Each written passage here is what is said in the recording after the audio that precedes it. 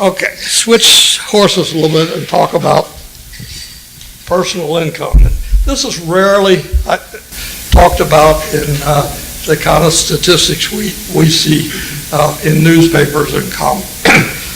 One reason it's 2 years old, as I mentioned. But if you look at Taos, Taos is very unusual in at least two respects with regard to personal income. And that is proprietary. Proprietor's income as a percent of the total earnings in Taos County is twice the state. The state will run 12%, maybe 13, 14.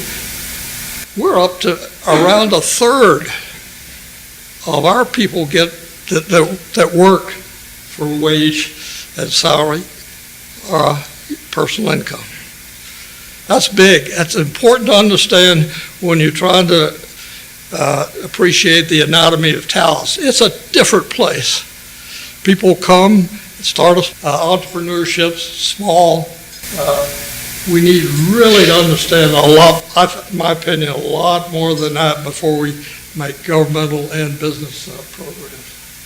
The one that kind of shocked me is what I want to call non-earnings.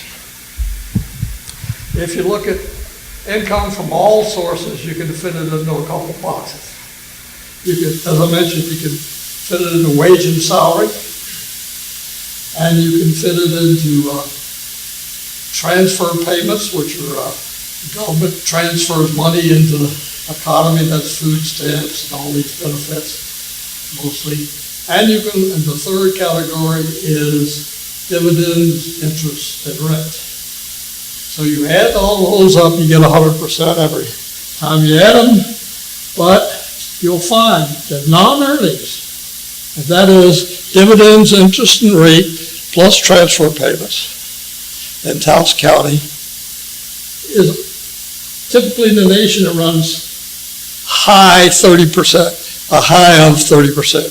Here we're 40%, and if you could possibly add in every decade when a census comes around, they get good information on private retirement. It isn't accounted in the system, except every decade. So I went back and bravely tried to add that in and add the numbers back up, and I got into a mess, but when I got over 50%, I said, that's good enough to say that about half or more of the people in Taos County make their personal income from sources other than wage and salaries.